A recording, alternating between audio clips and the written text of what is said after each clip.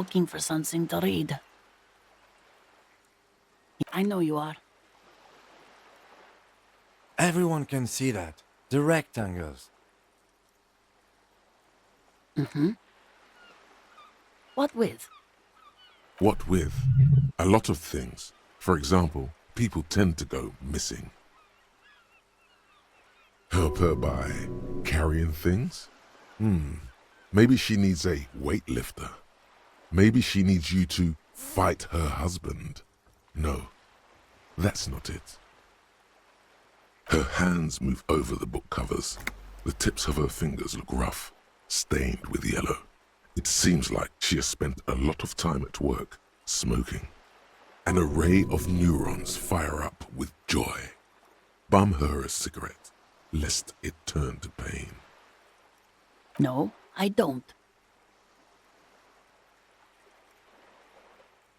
Why do you think that I smoke? It's not like yours look much better. She is right. Your hands look even worse than hers, with tiny cuts and gushes covering your skin like a spider web. Your fingertips have become an ugly shade of brown. I already told you I don't have any. Go bother someone else. She's lying. She's goddamn lying. She has smokes. She sighs. The woman before you nods and returns to her reading.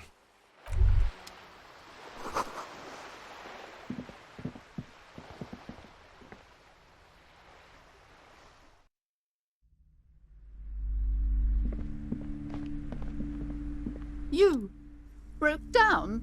The back door? The wards? The door? It's all gone now. Dark psychic energy leeching onto my shop. I suppose it's all over now. I guess there's no escape. Just a door? This place is cursed, Detective.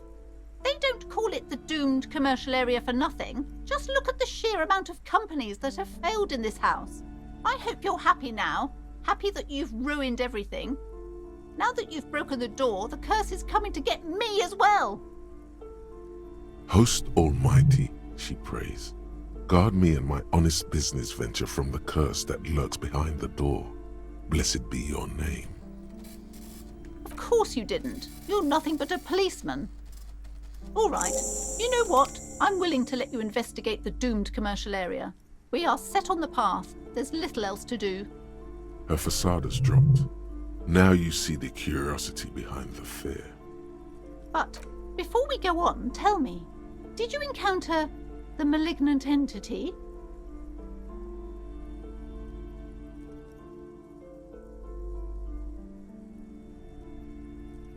You did? Then it has to be true. I've suspected that this woman-shaped energy must be connected to the curse ever since I first saw her. Did you see that she lives inside the chimney? Yes, I've heard that. It's enormous. She has barricaded herself behind some metal security curtains upstairs. God knows what she's doing there. Some unnatural magic, I assume. You should go find the entity and ask what happened to all the companies in the building. And do return to me after you've talked to it. I'm quite anxious to know what she has to say about the curse. If you're really interested in cracking this mystery, then we should go back to the furnace. Maybe you could yell into it or something. Make some noise. You'll think of something, you always do. Okay, but please, only a few questions. You wouldn't want to disturb the spirits. It's not good to talk about the curse, not in detail. The negativism, it's dangerous. Talking about the void wraiths angers them. Such wraiths may prove a formidable enemy. Suit up.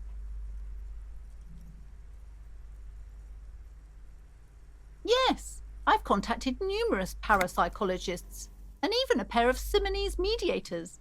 They provided me with the wards. The wards help to keep the doom at bay and protect us against the darkness that lies further in the building, even though now I fear it's not enough. The curse. is so much worse than you could imagine. It's a disease, eating at the very foundation. It's the curse of financial distress, of ruin and bankruptcy. Didn't that curtain just move?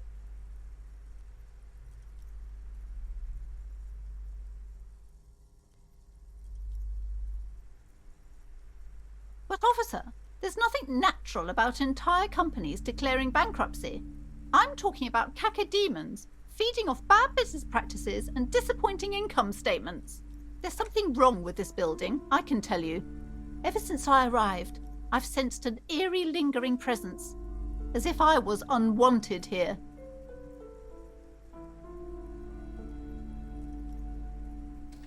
The woman looks aloof, her features much softer. Occasionally she glances at her daughter's silhouette. I'm sorry, sir. I can't talk right now. I'm very busy with my homework. I have so much homework now. You just can't win.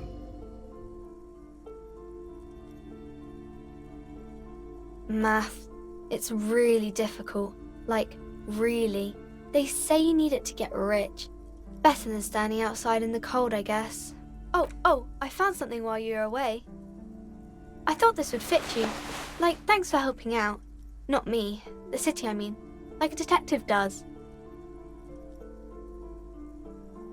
Just what Dick Mullen would ask.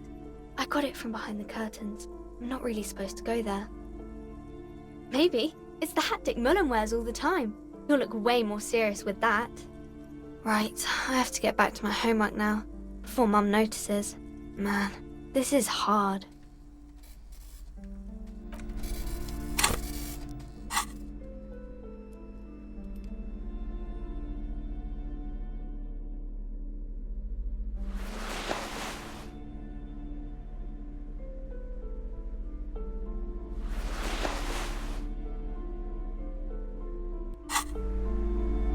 Hi, Ace Detective. Are you here for more books? Because you know each other. She's been talking to you so openly because you've talked before. Yes, I used to stand out there all the time, before Mother told me to focus on my homework. You've been running around all week without your shirt on, sir, telling people the end of the world is coming. I don't really understand what you mean by it. Of course, you've stopped by a few times. You certainly look better than the last time I saw you. Yeah, I can see. You don't have party eyes anymore. Party eyes. Yes, of course. That makes sense. You know, like a cat in the dark, all big and wide-eyed. It certainly looks odd on a man. The swiveling eyes of a loony drug addict.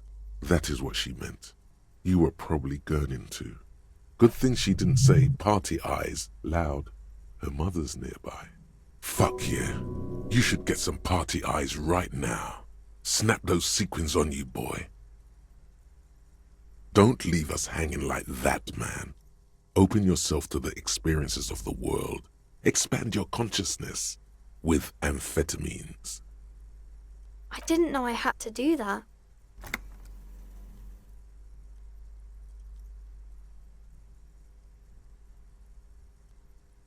I'm glad I could help you, sir.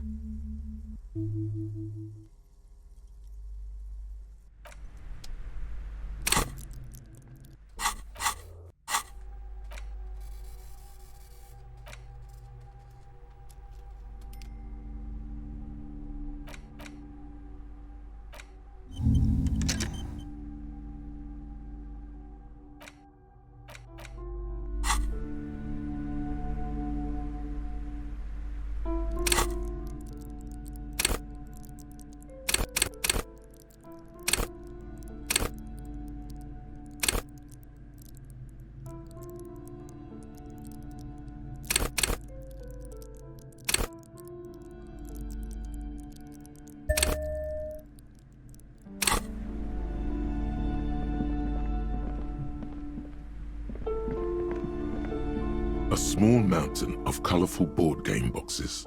There are numerous types of games for all ages. A lot of shelf space seems to be taken up by Wirral-related merchandise. Wonderful board games, sir. The Viticulturist is a classic for sure, or perhaps you'd like Archipelagos of Insulinda, a very educational game for those interested in geography. Raubritter is a fun game of economic competition, but can get quite intense after a while. We have games for the whole family. You can play with your children. Who are you going to play board games with? Do you have friends or family? Are you actually friends? Or just colleagues thrown together by circumstance?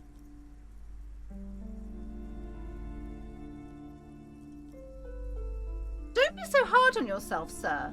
You just need to clean up a bit. And technically, friends are a bit like family. For playing with friends, I'd recommend Suzerainty. It's a civilization building game where you build a civilization, then set off to brutally colonize and repress other civilizations. It'll cost 12 real. Lousy auras there. No, role-playing games are popular among those types. You know, who are into those kind of things. Personally, I don't like it. Not at all. I've heard they turn people into occult enthusiasts. That they have rituals where they try to summon entities. Highly immoral stuff. You can still buy them, though. An endless variety of source books, lore books, and codices litter the table. The topmost book is titled Welkin Compendium, 2nd edition. There's also a large hardbound tome with intricate cover art, The Hunters of Katawak, Boreal Creature Compendium, and a pick-your-path adventure gamebook titled Tales of Wirral, Cavern of Velkrag. There's a box that says Wirral, 3rd edition Mega Setting Supplements module. The side panel notes, a fantastique adventure board game, new maps and miniatures. A sticker on it displays 25 real. Nonsense for anemic Beano-clads.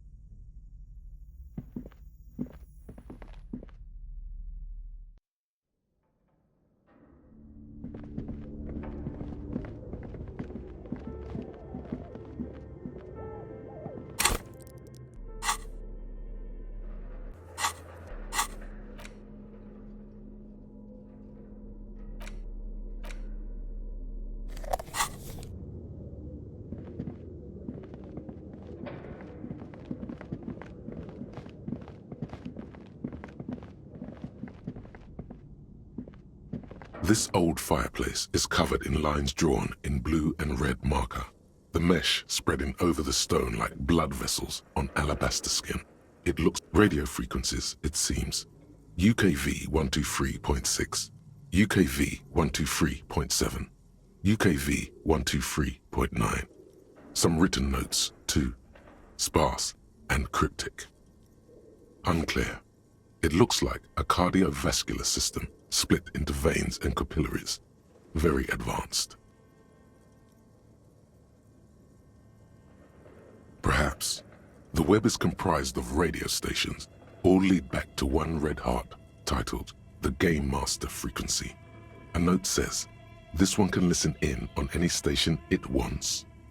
Looks like a surveillance program. They must have had massive airwidth. These things don't come cheap. Whoever decides to call in to a call-in station, it looks like. A list of names under the stations suggests people across 6 Isolas would be playing. Muindi, Insulinda, Kotla, Grad, Samara, and even Ilmara. My God, it's as if the less money they had, the more ambitious their project became.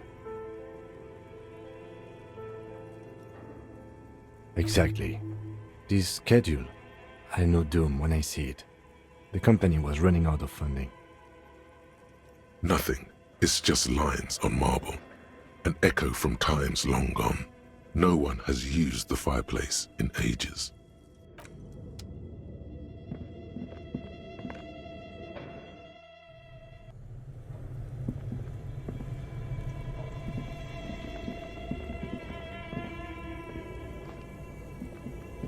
thick layer of coal dust covers the furnace, coloring it pitch black. Something breaks loose in you. A mighty bellow echoes throughout the chimney's depths. The chatter of tiny voices above suddenly cease. Then, Hello? you've awakened the entity. Hello? Did you say anything? I can't hear you. Please come upstairs. There's a safety curtain on the second floor. I'll open it. You hear a low rumble upstairs, the sound of a curtain being pulled aside. After you, officer.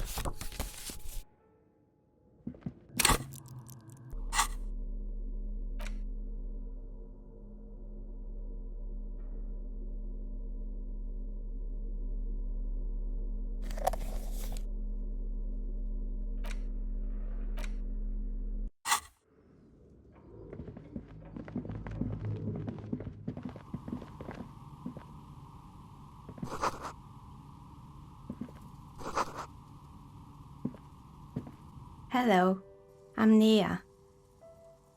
Did you try knocking on my window? I must have missed you. I've been listening to my Milius. So what kind of die are you looking for? Could this be the malicious entity? Perhaps it's wise to go along with this masquerade for now.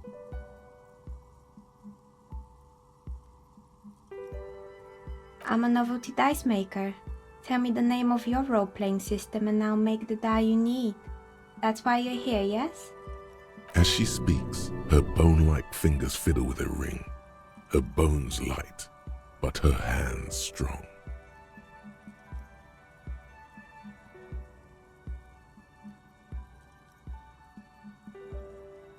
Answers? How strange. These days people only come to me for dice and role-playing games. I'm not sure how helpful I'll be, but go ahead and ask.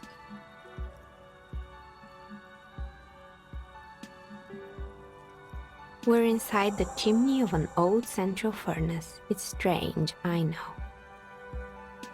But when I arrived here, all the other rooms were taken, so I had to build myself a makeshift home.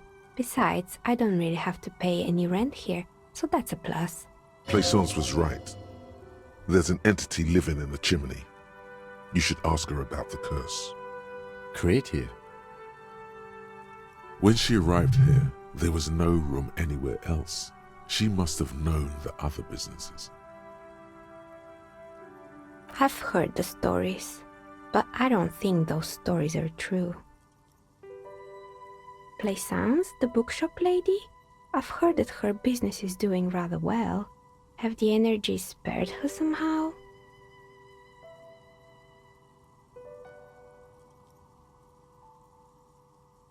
Oh, right. But it's not just the bookstore that's still up and running. What about the whirling in rags? Some people say it's part of the building complex.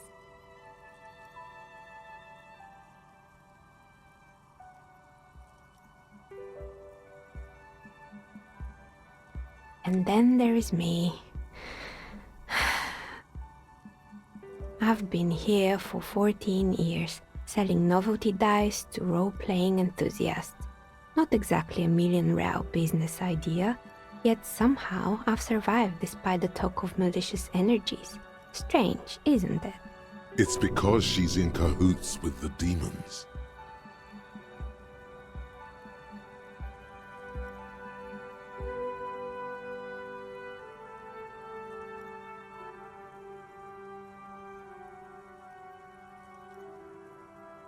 Malignant entity? What does that even mean? Some kind of sorceress? What about you, officer? Do you think I'm the malignant entity? The jig is up. The she-demon knows you've uncovered her true identity. Time has come to face the source. Fear not, for the forces of the universe are supporting you in this psychic quest.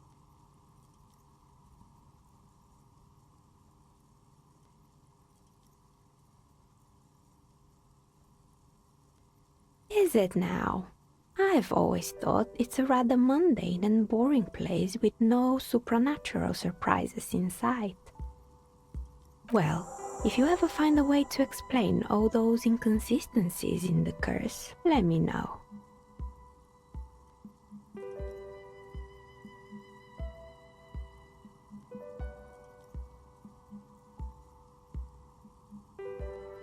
How did I become one? It was a business decision. I was a regular jeweler at first, but that's an unfocused field with too much competition. Some of my friends were role players. They asked me to make some polyhedral dice out of cobalt. That was my first order. I grew it from there. Not especially. I like working with rare materials and a steady pay. And role players as customers? They're nice people.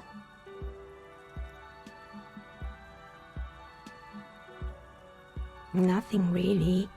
I didn't know him. The lieutenant looks at his notebook, then the woman under the large window. Your window looks directly onto the courtyard. You're saying you didn't see or hear anything unusual last Sunday evening? I'm sorry, detective, but as you know, I usually have my headphones on when I'm working. It shuts out most of the daily ruckus behind my window. Well, there's always something going on in the Whirling's backyard. During daytime, there are usually those kids, and lately I've been seeing a lot of drunk workers hanging about. Must be because of the strike, but I never saw anyone during that fateful Sunday night, I'm afraid. I might have, but in this case, all I would have seen is my own reflection staring back from the darkness. It's really hard to make anything out in the yard when it's dark outside. Besides, I rarely get up to look out the window when I'm in the zone. This person values focus above all. She keeps her sharp sight on the instruments before her. It's an odd profession, making dice for people, but I like it, and I prefer doing this to sitting at home. She nods. Anything else, officer?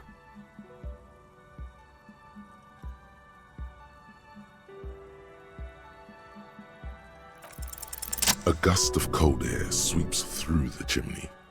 The stones and minerals on the shelves rattle as though agitated. For a moment, it almost feels as though you're outside the building, exposed to the atmosphere. Didn't we already talk about this? What are you talking about? My address is exactly the same. Rue de Saint-Guilain 10. No, the old coal plant that used to be here was subsumed into the new venture. Its ruins swallowed up, yet it has a different address in the heart of the city. This doesn't make any sense. Are you saying my business was spared because of a technicality? Where is this coming from?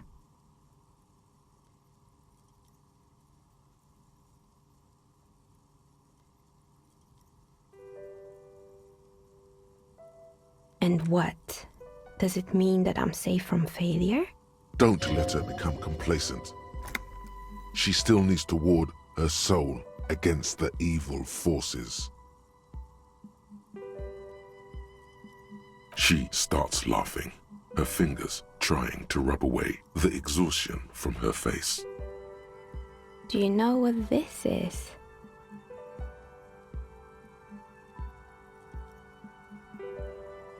It's a mourning ring. I made this when my first company failed. It was a small jewelry shop right here in the East Delta Commerce Center, built with the little I inherited from my parents. I drove it into the ground within a year. I didn't have what you would call a viable business plan. It wasn't just the jewelry shop either. I always thought that it was just the world you were supposed to try again and again until you finally succeed. And now you're telling me what? That it was all because I didn't run my little shops and ventures from a dump inside an abandoned chimney?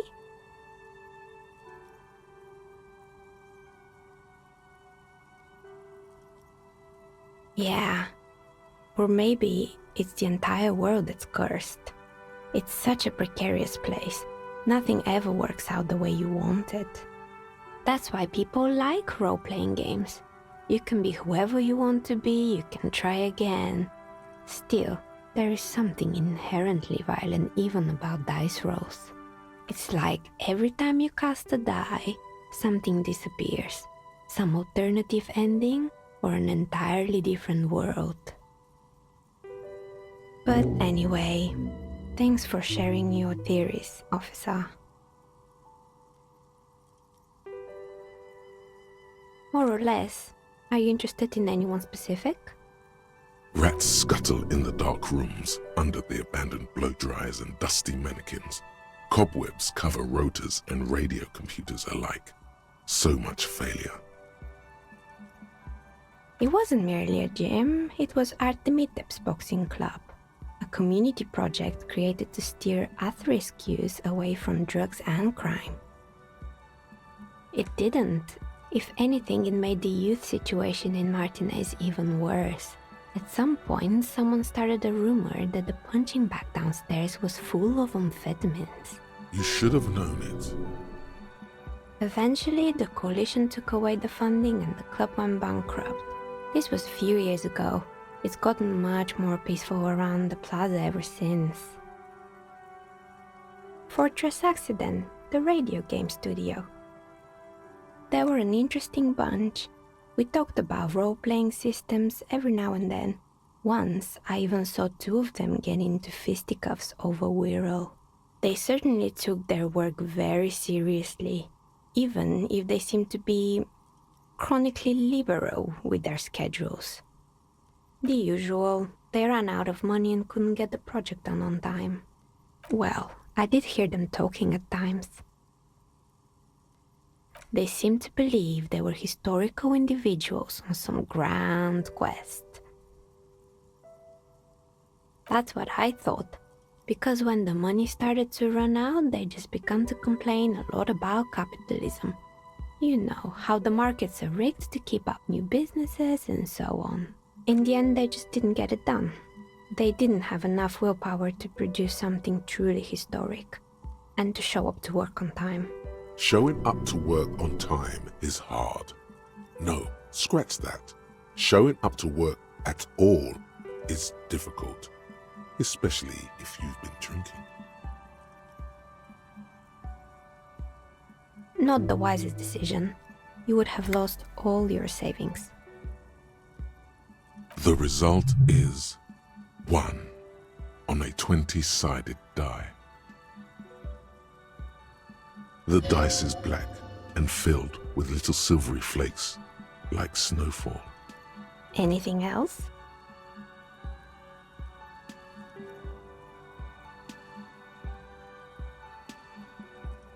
Oh boy, the fabled Revershow ICT. You're in for a treat here. The place was owned by two guys who had some rather innovative ideas about marketing. The bear was one of them. Now ask me about their other ideas. Of course not. The bear was terrifying. No one wants ice cream guarded by a hostile apex predator. To make matters worse, the fridge didn't work too well either, and half the ice cream came out malformed and partially melted. Eventually, Revershow ICT lost the price war to its rival, Glacé 5000. Glacé 5000 sold caramel sundaes for only 5 cents a piece, out of regular fridges.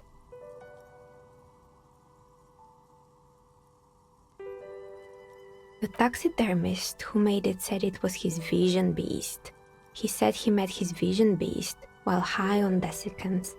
He called it Megatherion. Scary, but cool. Megatherion, a mega wild beast. It's an imaginary beast that guides you through life by telling you to do more drugs, mostly. A wise and noble beast, guiding you toward the land where the streets are paved with drugs. Understandable. You shouldn't do them. You're a police officer after all.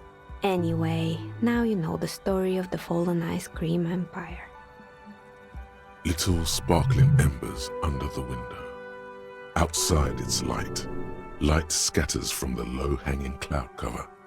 There's always the threat of snow. Anything else? Another failed business, perhaps? I've been here for a long time.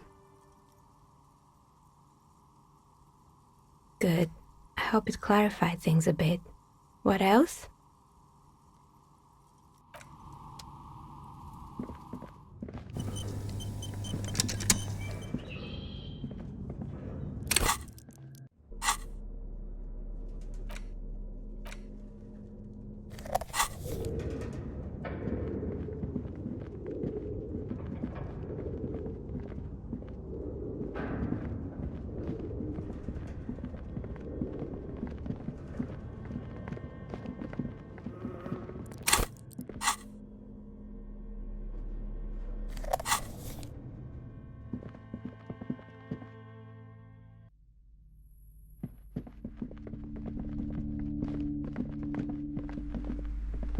What have you found?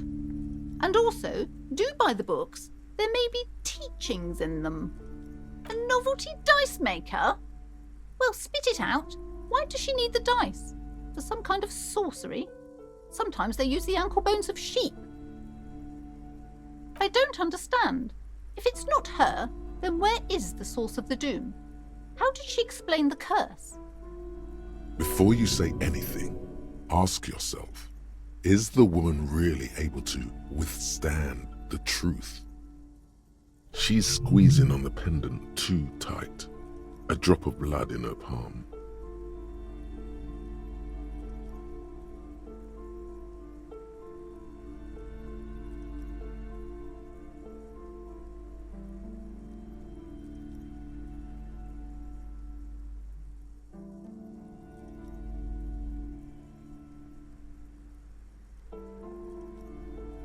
A third order presence, yes. I've heard of these triactors. In certain occult literature, that's too dark to dwell on for too long, and definitely not in the presence of my daughter. I understand everything, sir. Thank you for your descending into the maelstrom. I will keep fort up here, strengthen the wards, do my best. And if you happen upon the third entity in your travels, may the Lord be with you. Well, this has been absolutely educational. If we happen on the third presence in our travels, we will certainly come back to tell you. Yes, the venture continues in other waters, darker waters. Should we get out of here before the vortex collapses? The shop around you feels ancient suddenly, damp and saturated by the coastal air. The books are rotting. A great cold lives here, and there too, 1,200 meters away on the urban coast. The dark shape of a church is reflected on the water, calling.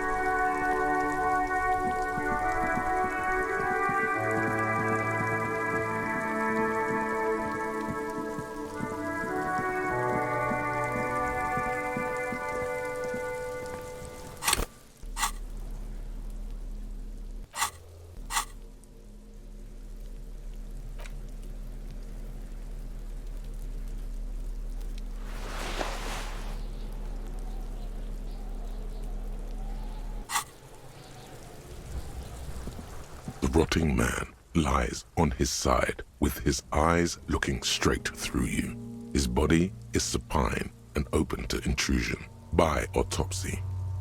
The lieutenant adjusts his glasses and takes a deep breath.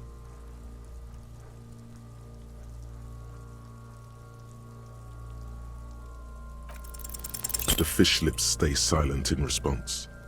You must be losing your mind, asking him that over and over. I told you, he is male, 40 to 50, with an athletic build.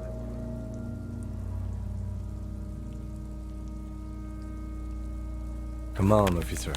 You know what a field autopsy is. You've done 100 of them. There truly is a time for everything, even for yellow gardening gloves. However, they are lacking hygienically. I suggest you get in there in limited capacity. I mean when I need you to. Until then, I should handle physical contact, and you should take notes. That's right.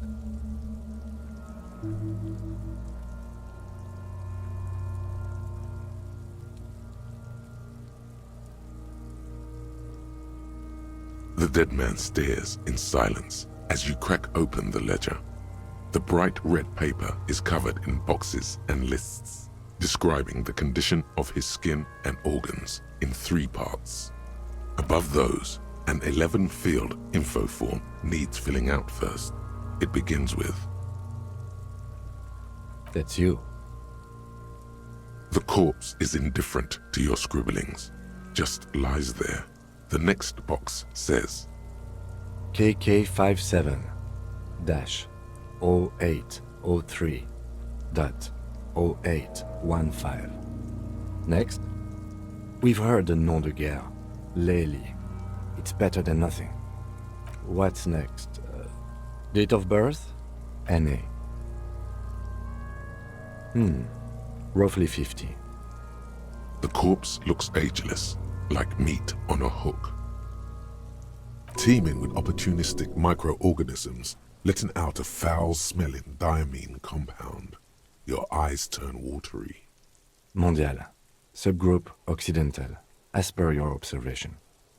The pudgy mess looks neither mondial nor occidental. It doesn't even look human. The next line says, Fucky, fucky! Male. Pigs can have sex! nor does he look male, with his pregnant belly and indistinguishable face. We're still going with March 4th, 51. What else? 9. Body identified by is non-applicable. 10. Case number is the same as the coroner's case. KK 57 0503 0815 listens motionless, with the cargo belt still around his neck. Only one box remains. None, at least not after the initial examination.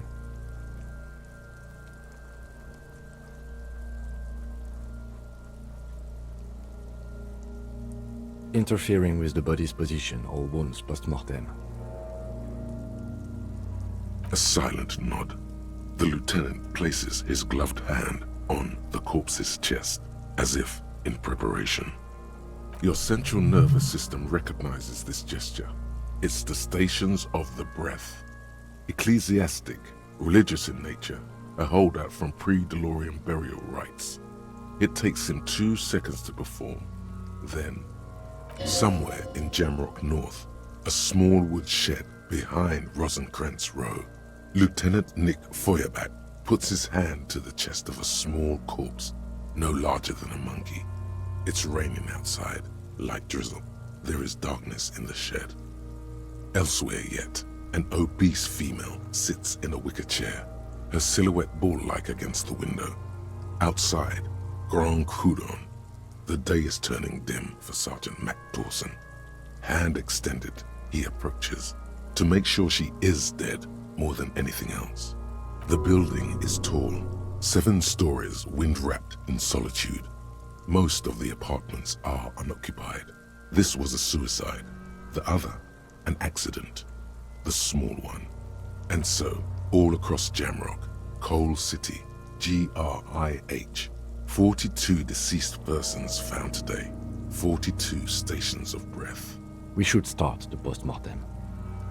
The corpse cannot feel Kim's hand on his chest. It no longer meaningfully interacts with its surroundings.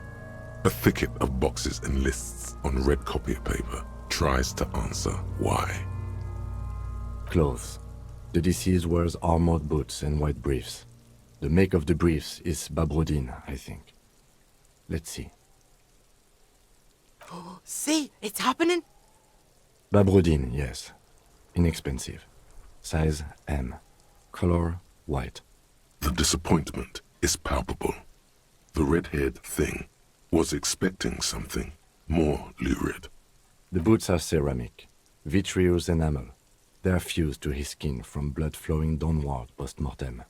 Removal of the boots is left for processing. Patience. After the autopsy, before the body is taken away, there will be a window of opportunity. After the lieutenant has gone to sleep. I hope this has helped you, my liege. Tattoos. The upper torso is covered in a single, continuous tattoo resembling a microelectronical circuit board. It reaches from the right shoulder to the heart. The ink is blue and white. The assistant has a color photograph of the markings to be added to the case files as document A1. The photo is taken on the scene using a Trigat Mini. The deceased has a cargo lashing belt around his neck, tied with a hangman's knot. Color yellow. Length 3 meters. There is a buckle on the other end. Well-nourished, athletically built, measuring 1.8 meters. Generally consistent with age, about 50. Preservation is good. Ambient temperature below freezing. The spine is bent more than the lieutenant compensated for.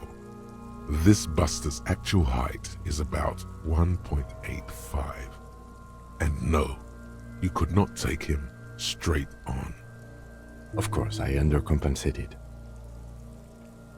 Body hair is light brown. Distribution is consistent with age. The deceased had male pattern baldness. Hair is combed back, short. The hair under your latex fingers feels cold to touch, wet.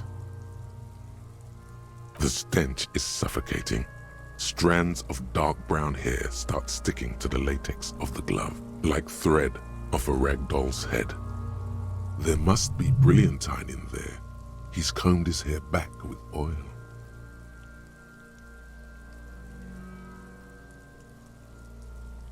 Lividity is consistent with hanging. The head is congested. Contusions are present on the head, chest, and thighs. Consistent with stones thrown post-mortem. Low velocity. Fucking low velocity? You think Kuno doesn't know what you're talking about?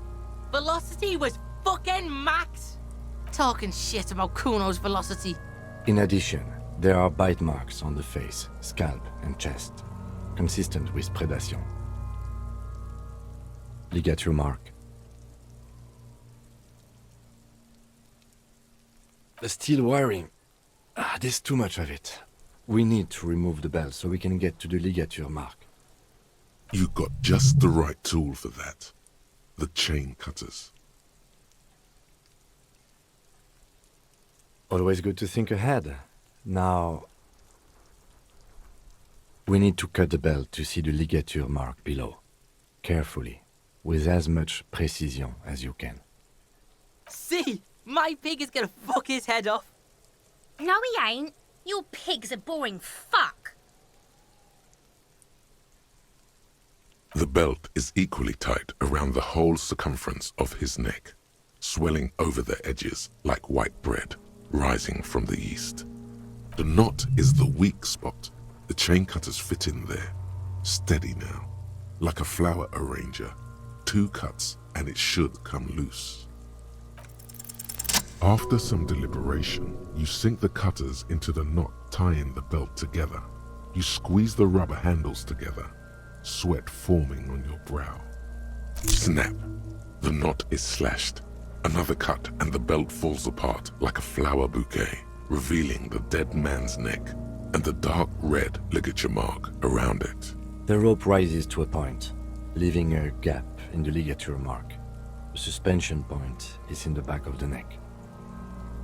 As it ought to. This is where its grip on the curdled meat is gentlest, pulling up. Hemorrhaging is observed on the skin, above and below the ligature mark. The mark is well pronounced, consistent with a drop from 1 or 1.5 meters. Chest is intact, normal contour. Abdomen is protuberant, pelvis intact, genitalia... No! Let's get out and see! I fucking knew it! Genitalia is male and unremarkable. No evidence of injury. Back is symmetrical and intact. Upper and lower extremities are intact, but asymmetrical. There are combat injuries on the right hand, thigh, and hip. Bullets have bitten little pieces out of him. It must have been excruciating, especially the hip. Before you is a temple of pain that knew little tenderness in life. In addition, I see smaller, residual scars, too numerous to count, covering about 30% of his skin. We have a real museum here. Of battles, wars. Last item, hands. The hand feels heavy, filled with decay liquids, like it's ready to explode if squeezed hard enough. You're suddenly repulsed, so much so you feel compelled to drop it. Hands are clean, no sign of injury from struggling. Maybe I'm just not seeing them. Honestly, this stench is making it hard for me to think at the moment. Ooh. That's all for the external. Well done. What next?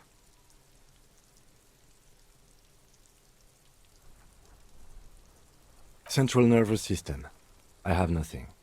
Do you have anything on this man's central nervous system? You don't even have a joke. Musculoskeletal. Purge fluid is coming from the mouth. Not injury related. Eyes and tongue protuberant. Hyoid bone. Let's see. With his eyes almost closed, the lieutenant puts his hand on the dead man's throat and begins to massage it, gently. A rotting smell erupts from the mouth. Purge fluid runs down his lips, black and viscous. You hear cracks as the lieutenant moves his sharp fingers inside the flesh, like the creaking of an old house. Yeah, jack that fucker off! The hyoid bone is fractured. The rest of the musculoskeletal system is intact. Unremarkable. Respiratory system. He's really doing it. The dead man's teeth cut into his gloved hands. Oral cavity shows no lesions. The victim has received dental implants, possibly after a combat wound. Mouth swollen, hemorrhaging present in mucosa of the lips and mouth. No scream, no sigh of relief rises from the darkness inside. It's humid there. Sickly sweet air, unlike anything living. You feel like you're about to throw up again, straight in that mouth of his. No, you don't. You can keep it in. You can keep anything in. You manage to suppress the contractions trying to enter your stomach. All it takes is concentration. Through it, you see nothing but darkness. More meat and darkness. Mute silence as always. Hemorrhaging present in mucus. Hepatobiliary, NA. Are you a hepatobiliary expert? Neither am I. That's it. Same for toxicology and serology, NA. Unless you have untapped reservoirs of knowledge there? Like a toxicology screening? At this stage, I doubt processing will find anything, even if he was brimming with cocaine. But still, you should add a request. Brimming with cocaine. Cardiovascular. The body exhibits lividity in the lower extremities, feet, hands, and neck, visually consistent with the hanging. Gastrointestinal. Digested semi-solid food in stomach. Voila. What's next on the list?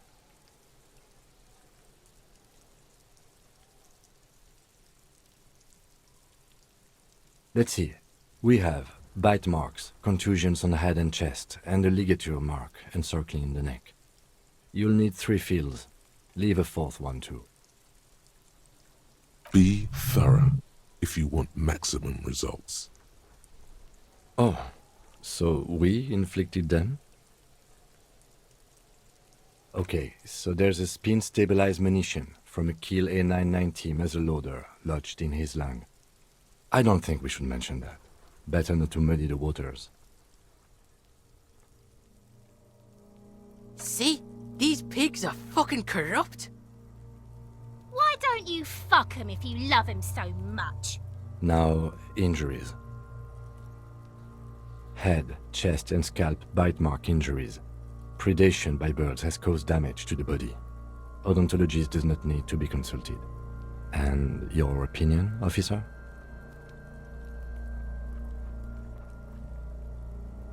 Agreed. Next injury? So, the scalp bleeds from a post-mortem head injury, a stone. The injury does not have the rim of an early inflammatory response. The perpetrator on the scene has confessed to causing it post-mortem. At maximum velocity, fucko! Has confessed to causing it at maximum velocity. Coagulated blood sticks to his scalp and chest, where the countless stones have hit the dead man. Beneath, the description of injury. 2 boxes. Right. Next.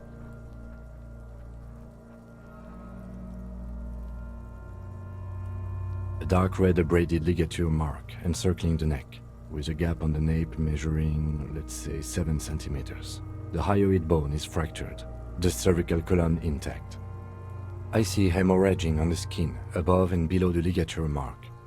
Depth of the mark, 1 centimeter. No signs of clawing on the neck.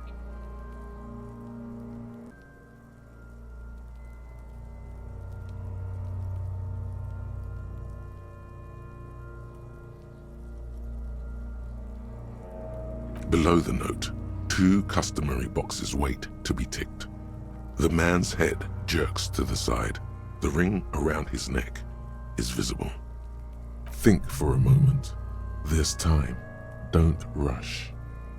What was that about no clawing around the neck? You'd be clawing for your life.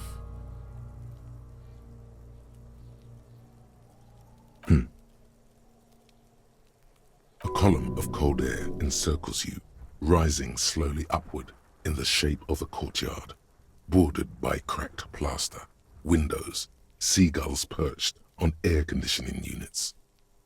A small green enclosure in the middle of a corral of tenements, Cape-side apartments, whirling in rags, and the fortress wall of Terminal B. Above it, a thin blanket of coastal stratus clouds. Higher yet, coalition airships guard over the 21 cordons of the zone of control. The air is crisscrossed with radio transmissions. The hair on your neck rises. You will. Why do you say that?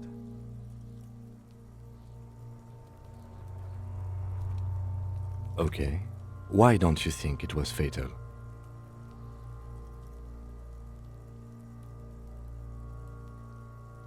Honestly, I'm not sure there weren't marks on his wrists. That part got blurry for me.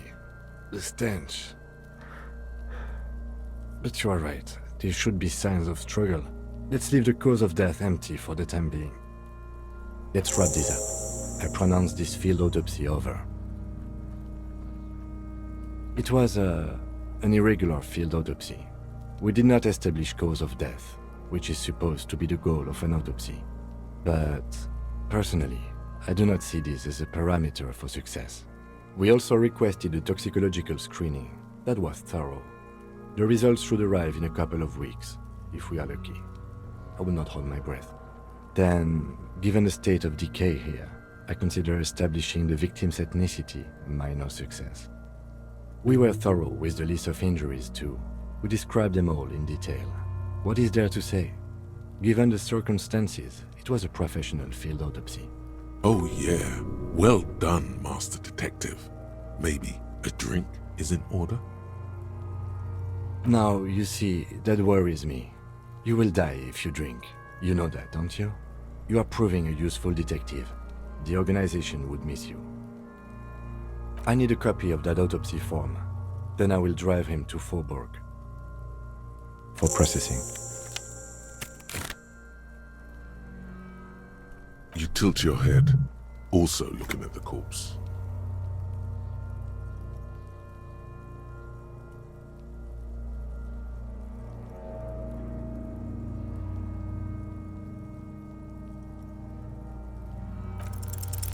I'm gone. Into the wild pale yonder. In the past, way out in the west. I'm a joke. Look at me. There is nothing funny about jokes either. A killer, a motherfucker, and a killer. Takes one to know one. Go ahead, Cobbo. What do you mean? It's the power of your imagination. Go ahead. Ask me more questions. You fucking love questions. Because you're a copperoonie. Look at all of them go. Do you want more questions? Coming right up, copperoonie Rooney. This is getting upbeat now. Because you have. Fuck no. You're no Rooney.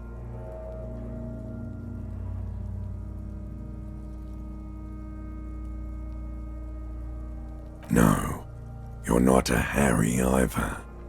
You're a motherfucker. That's who you are. Rooney the motherfucker. Sure, Lobo. I can ask you a question. Why are you doing this? Looking at my face, motionless, looking into my eyes, standing here. Why are you investigating my murder? Ha! The clown lips on the corpse appear to smile.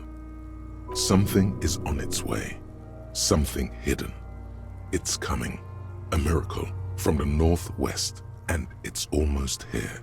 You can feel it in the air, on your hands, the cold spring air smoothing them over. Love did me in, Brother Copo. It was love all along.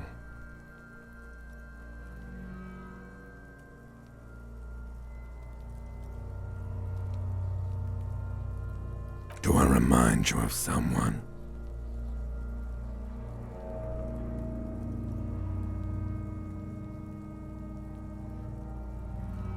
You sure wriggled out of that one, Coppellini? Come back later, Coppo. Amuse yourself with my frank manners and my memento mori features. If possible, also, see me in your dreams.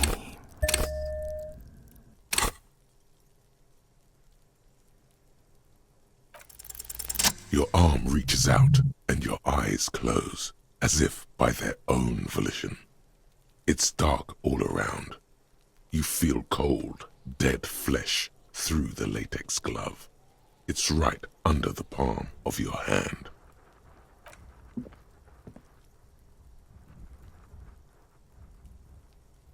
His face, his cheeks, his nose, his fat, swollen lips. Like a rubber spider, your gloved hand crawls on his features. Everything is silent, all around.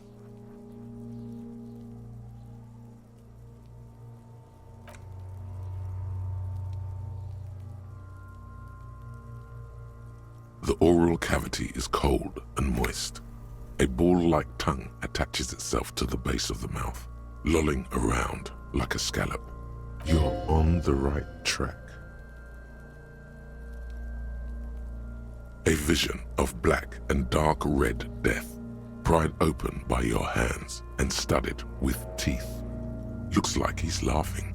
Death fumes rising from his throat. And there, in the back of his mouth, above the bell of the uvula, right in the soft palate, you see a hole, barely visible to the human eye. It is swollen shut, almost vanished. No larger than 0.4 centimeters in radius, the edges appear darkened. A black trickle of liquid runs into his throat from the wound. Your index fits right in there. A tight tunnel of flesh opens up, tissue damage, wide enough for 2 fingers. As you push both in, The fuck is happening?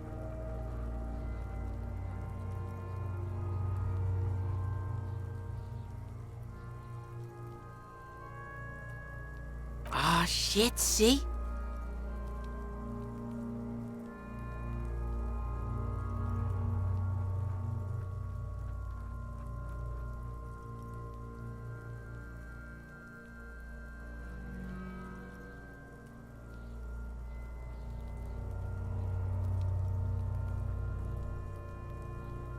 your yellow fingers slide into the remains of the limbic system. There is no resistance. It's gelatinous. The slug-like structures are damaged too. The tearing extends deep into both hemispheres.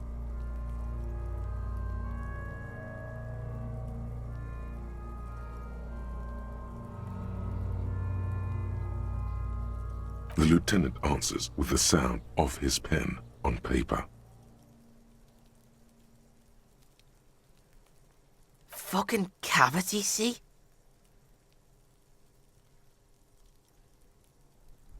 Your fingers are all the way in now, reaching toward the inside of his skull. The cavity goes further, but the entry wound isn't wide enough for the rest of your hand to follow. All the muscles in your body harden. Time to enter him. Your fingers reach toward his skull. His cerebral cortex feels like jelly. Cold jelly.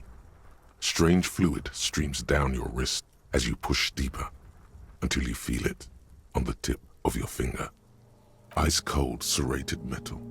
Its edges cut right through the latex and into your finger. The pain is barely noticeable under the adrenaline rush. Can you get to it? There's a tiny crack, a protrusion in the cranium, right in the back of his head. Your finger must be pointing straight at it, from the inside. We have the makings of a very small exit wound here. Forget about the fucking exit wound, Beano. The pig is wearing him like a fuck puppet.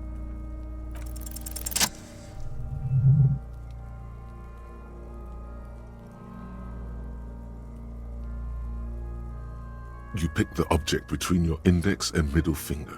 Feels sharp, like metal. My pig's fucking got it? What? What is it? The inside of the head feels cold and smooth, like a glove.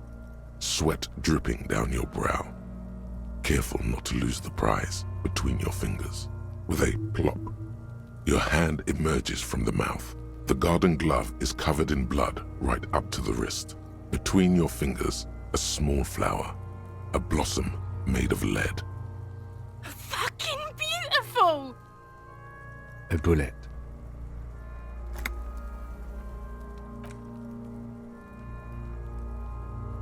The bullet falls in the bag, leaving a smattering of blood on the plastic. He raises the bag under his eyes and A non-calibre. Rifled. Some kind of brittle alloy. Fractured on impact.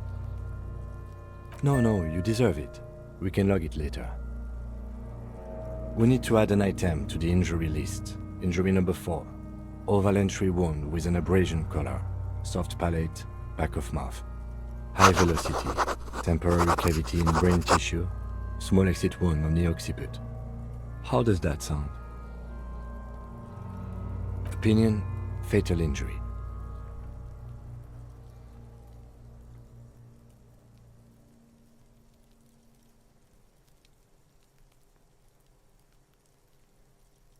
We have extensive tissue destruction away from the wound track. We have a bullet. And one last thing. We can now fill in injury number 3. Ligament mark. Opinion non-fatal. Post-mortem. Treatment. He's proposing the bullet was the real cause of death, and the hanging an attempt to conceal this fact. Yes, and the belt around his neck. The hanging. Even dragging him to the yard. All of it was done after this man was already dead. I have had my doubts for a while now, since I saw there were no signs of struggle on his hands, and no claw marks on his neck. There have been other signs too, small things.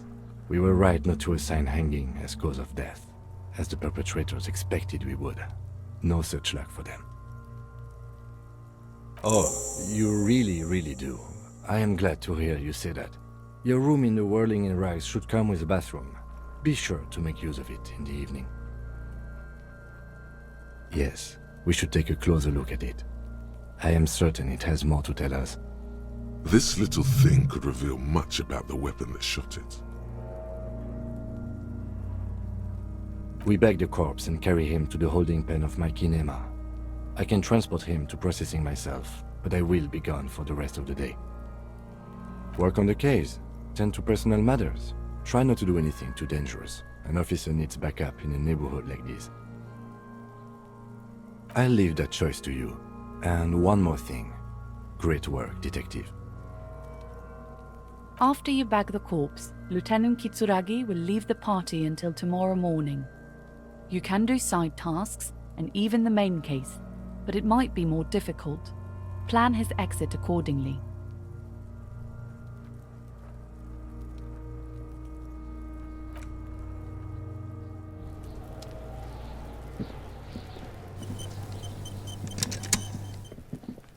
There are several footprints in the mud, left by work boots.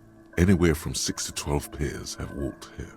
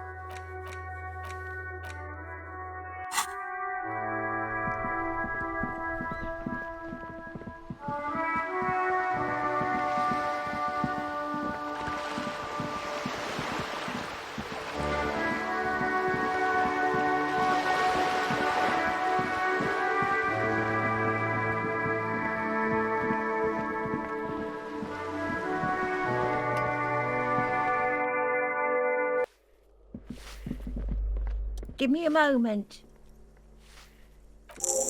I see. I hope some good people are finally going to move in. This place needs them.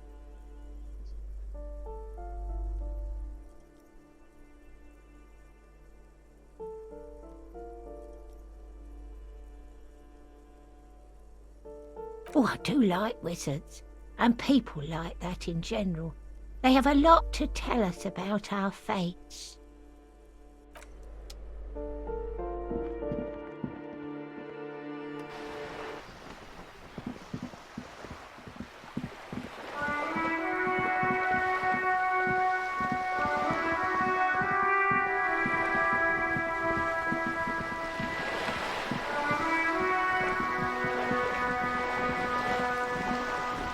You're back. Good.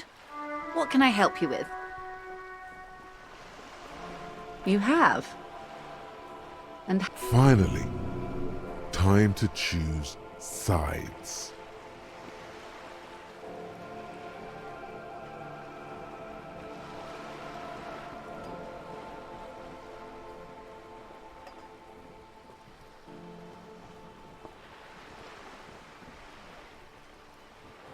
of course, Detective. Excuse me for implying otherwise. The RCM does not pick sides in this. I hope it doesn't come off any other way. Of course. And I don't expect you to share anything he told you with me. I'm not a corrupt verm myself. However, how could I stop you? Are we not human?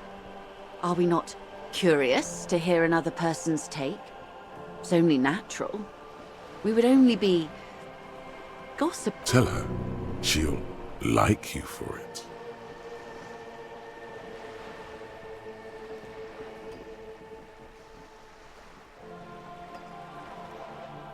Weird. Oh no. One of the positive things to come from the revolution is the unhindered exchange of information, you see, even when it comes to trade secrets. Which isn't to suggest our talks constitute corporate espionage. Even if they did, it would be fine.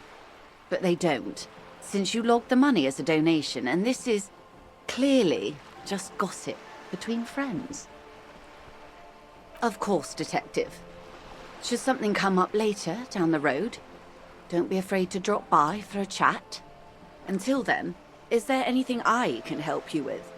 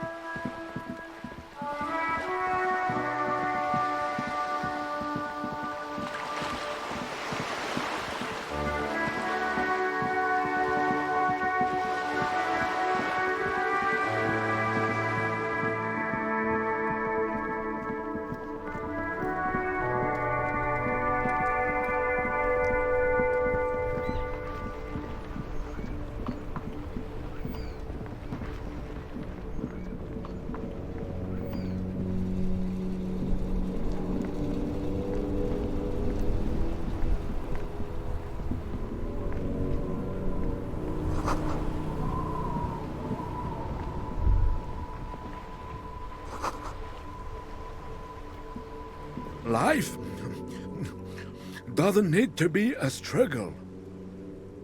I'll be with you in a moment, officer. Let me just finish my sandwich. Talk to angry Hard René first.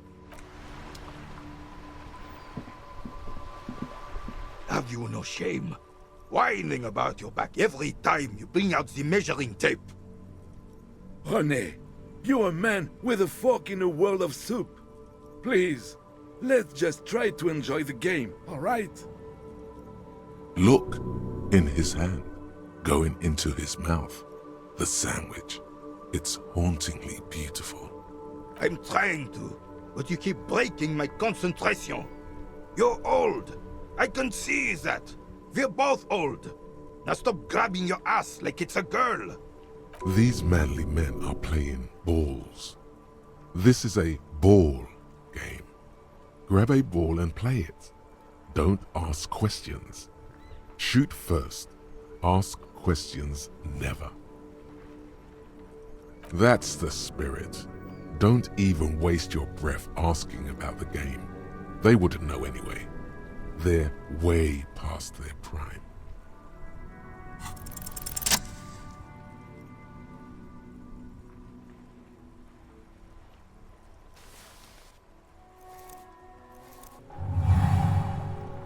You are immediately surprised by the ball's lack of weight. No matter, you'll make it work. God, this is right. You feel the familiar tremble of excitement and adrenaline that precedes every victory. Time has frozen.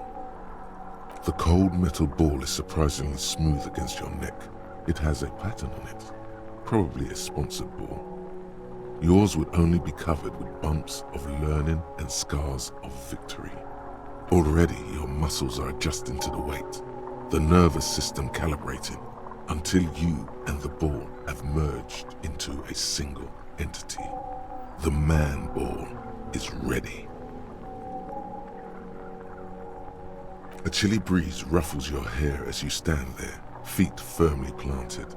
All sounds, smells, even the wind, everything fades until the only thing left is the union of man and ball.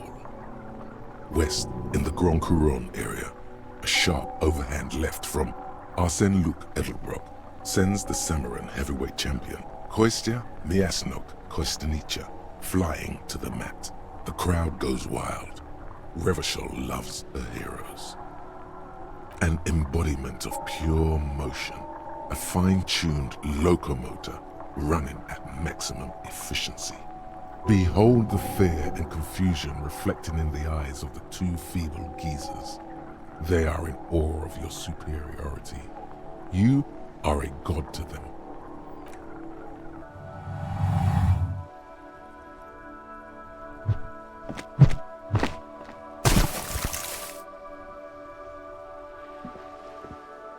Merde! Bordel de merde! What the hell is your problem?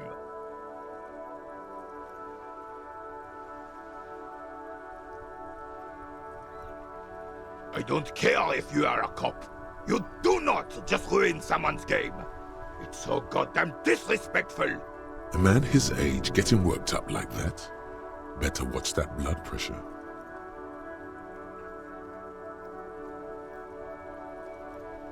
You vandalized our game, son. We can't play pétanque with 5 bull. Yes, pétanque. You ruined our pétanque game. We want our bull back. Take it easy, René. This is just a misunderstanding, isn't it, officer? No harm done. Of course there's harm done, you orange slug. You owe us a goddamn bull. Will this... No, it will goddamn not. Thank you, officer. This is really something... Honestly, I think it's better than our old bull, even. Mon Dieu. All right, fine. What do you want, officer? Yes, the Debardeurs Union pays me to stand vigil during the night. Not out of any political allegiance, mind you. I'm an old man. Don't sleep more than a few hours every night anyway, and... money is tight. Yes, it does. Unfortunately, I wasn't working that night. Been on a 2-week leave since last Monday. No one. The bus has been unmanned since last Monday. There's no other guard. It's just me. No one has been guarding the container yard since last Monday? Yes. It's not actually an issue. I mean... Look, officers. The container yard doesn't actually need a guardsman. Never had one before, René.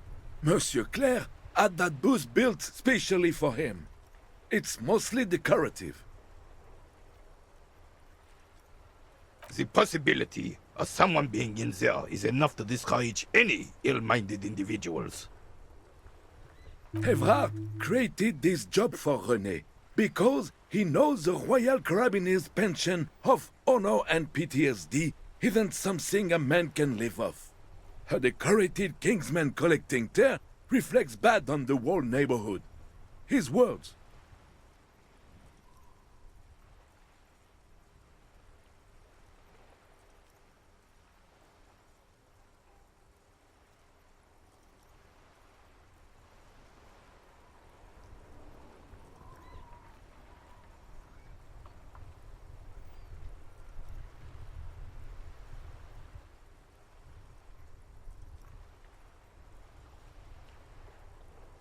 Oh, I didn't mean to imply there's something wrong with that. I do it too. Everyone does it. It's an excellent side thing. Yes, yes, yes. Can we conclude the topic of my guard boost now? He is not going to become an entrepreneur. She? The lady is Jeanne-Marie Beaulieu, and she sure as hell wasn't a nobody.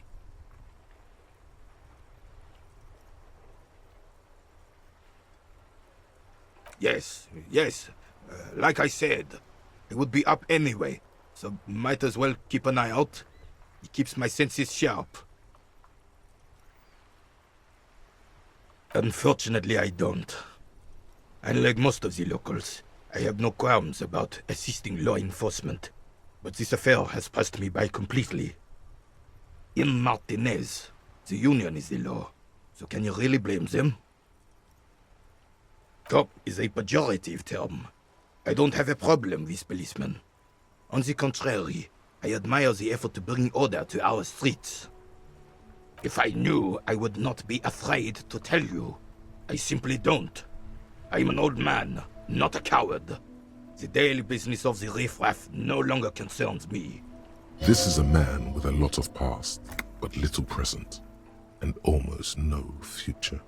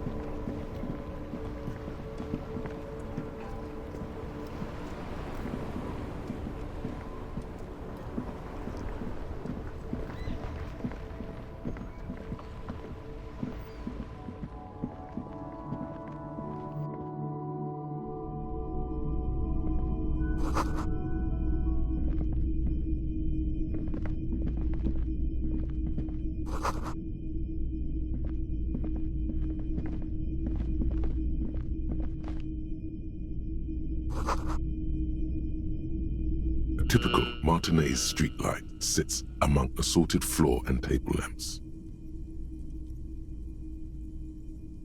It was brought to me to be altered. We are not here to investigate the theft of city property. You have to admit it's rather clever what he's done with it.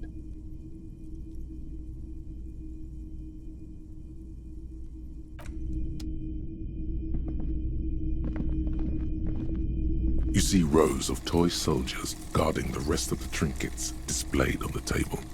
Some on horseback, others in rags, others yet in bright blue uniforms. All are stern and unyielding in their duty. Try to find something pretty and cool here, then use it to win her back. Yes, buy something nice, a figurine.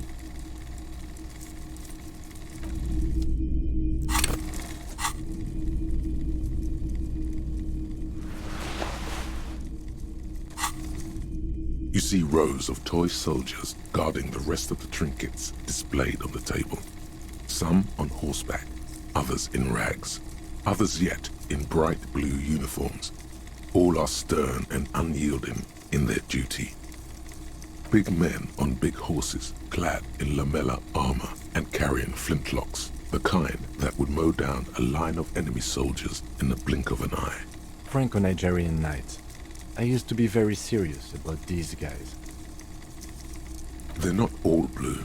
These figurines also wear gold coats and caps, complemented by orange trousers. They are variously posed, wielding swords and rifles with bayonets. This is what the loyalists looked like, yes, at first. Then they wised up and got camouflage. Which ones? Ah, those. Yes, they are. I find the paint job a bit gaudy, but children like the bright colours indiscriminately. This set of soldiers isn't meant to look impressive. A few have rifles, but most of them carry pistols. Some even shovels and tall sticks. You're probably talking about the revolutionaries, yes? Yes, they are soldiers, revolutionary soldiers.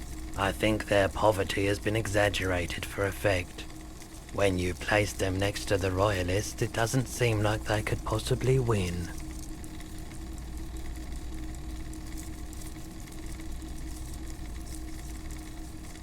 Maybe. Why? What's this? A headless man riding a horse? A headless man wearing futuristic tracksuit trousers that say found. Oh, that's the Headless Phone Rider. The Headless Phone Rider. It's an urban legend about a man who rides the streets of Revachol sporting a fawn tracksuit. As you see, he's missing his head.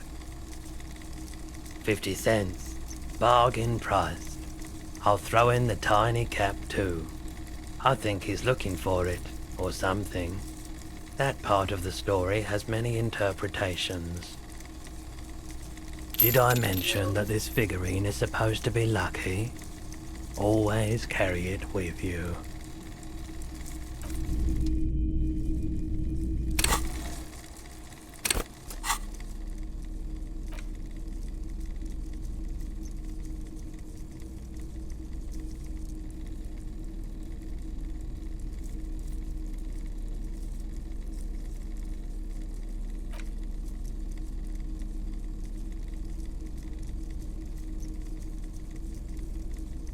The bullet is safely sealed away in a plastic bag bearing the RCN stamp.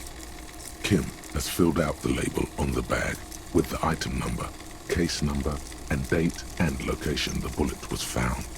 Beside his orderly handwriting, the bullet looks especially sad, like a tiny, shriveled head of cauliflower. What? Well, if I was the bullet, which I'm not, I would say, find the weapon that shot me. If we find who owns it, we will have likely found who used it, possibly to kill our victim. In conclusion, the more we know about this bullet of yours, the better. The squashed bullet has some sharp edges where the jacket has split open. It feels cold, even through the bag. The jacket of the bullet is made of a yellowish metal. It has blossomed out to reveal a dark grey core. You can just about make out a few striations near the base of the bullet. Little hairlines, linear. It feels standard. It's quite destroyed. Some of the fragments are still lodged in the wound. What can you say about the bullet so far? A jacketed bullet. Okay. It would have been shot from a military-grade breech-loading rifle, not from a muzzleloader like those typically found on the streets of Martinez. We were right. This came from a serious weapon. Even the RCM uses ordinary unjacketed conical bullets. This is strange. Very strange. I like this, officer. Strange means unique. Unique means incriminating. We need to find the gun that shot it. Something tells you that won't be any time soon. This'll have to be one of those epic tasks that's open for a while. A rifle, revolutionary period. Your bullet looks to be an old 4.46mm from the surplus left over from the turn of the century. Probably an antique or a retrofitted antique. The 4.46 caliber was widely used with the Belma-grade rifle, a Revacholian manufacturer. The BM dominated the battlefields of the Insulindian theater of the anti-centennial revolution 50 years ago. Incidentally, you have just such a rifle with you. The dusty old thing you found hidden in the basement below the commercial area. It's unusable, sadly. If it were, the bullet would probably fit the chamber. No, but Zeliger, a major firearm manufacturer, ended up with its surplus after the war. So there are still a lot of these old military rifles floating around, usually broken. The quality was appalling.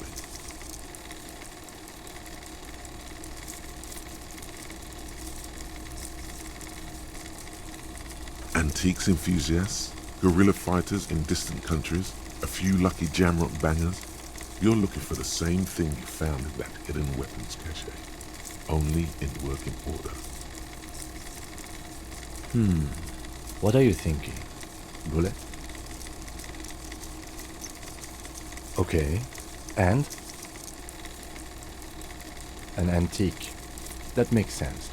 There can't be many breech-loading rifles floating around in Martinez, or anywhere in Ravachol, really. I have to hand it to the monarchs. It's quite admirable that they took the advice of criminologists last century and banned the use of breech-loaders in peacetime. Some new RCM recruits get impatient with their muzzle loaders once they've trained with military-grade weapons, but they realize it's worth it in the end. Imagine if everyone, cops, citizens, had access to firearms that could shoot multiple rounds without pausing to reload. After the first shot, the second, third, and so on come much easier. But back to the investigation.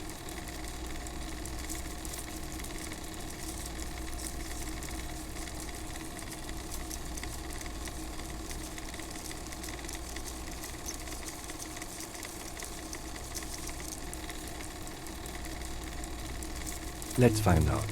Next step, finding the gun itself.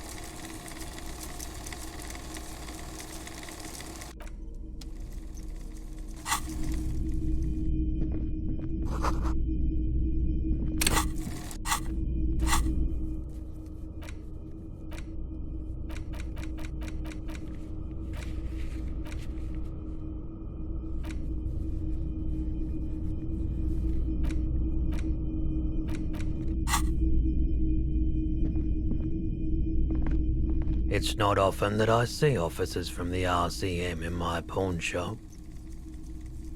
What can I do for you? His courtesy is not insincere, but he prefers being alone with his projector, just watching the movement of light across the walls of the shop. I haven't had any problems myself, though some of my customers have complained about inconsistent law enforcement. Who are your customers usually? All kinds of people come through here. Locals, travelers, people looking for a deal, people looking for a keepsake, people who are terminally bored. As you can see, I have a wide selection of goods for everyone to choose from.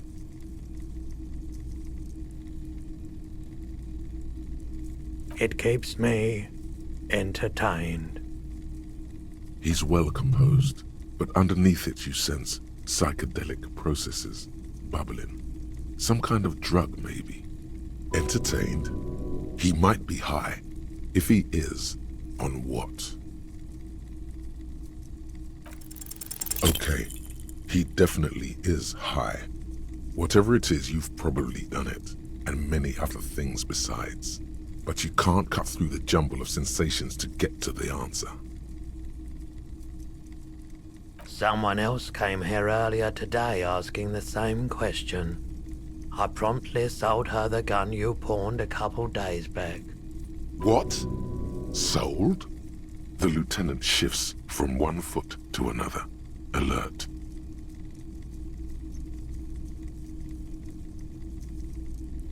You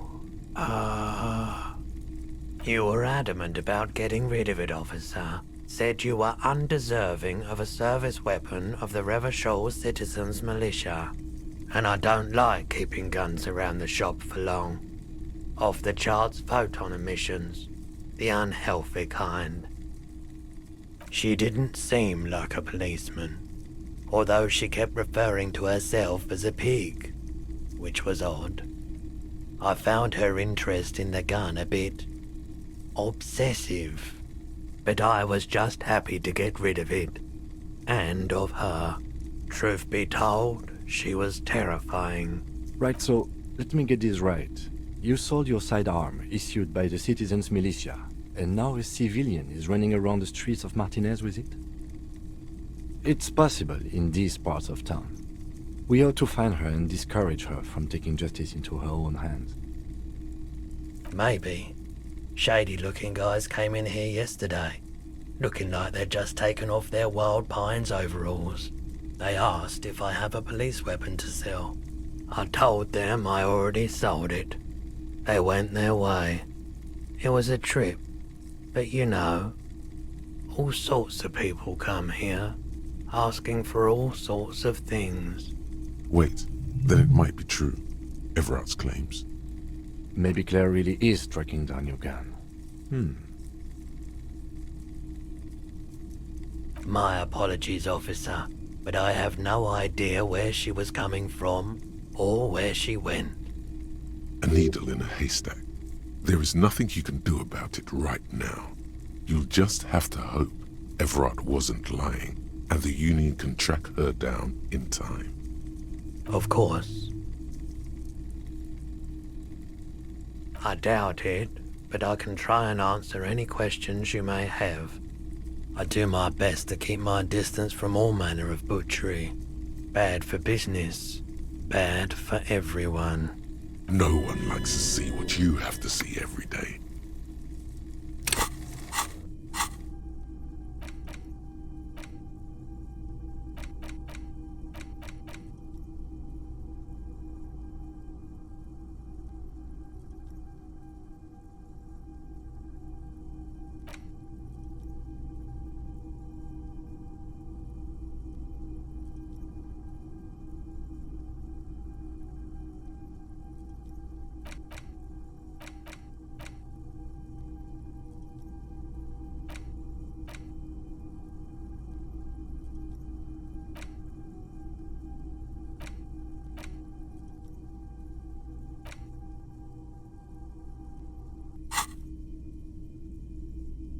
The pawnbroker's gaze is already fixed on the dancing colors. Let me have a look.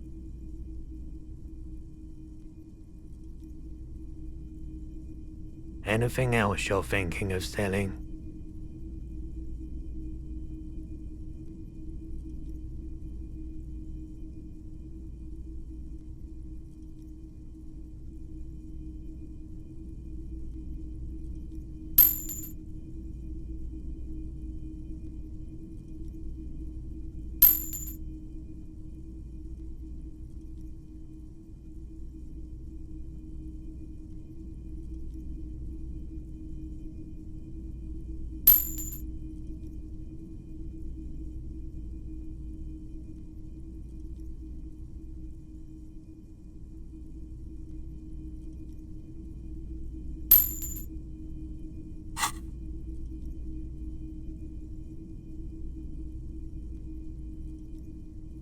Another time, perhaps.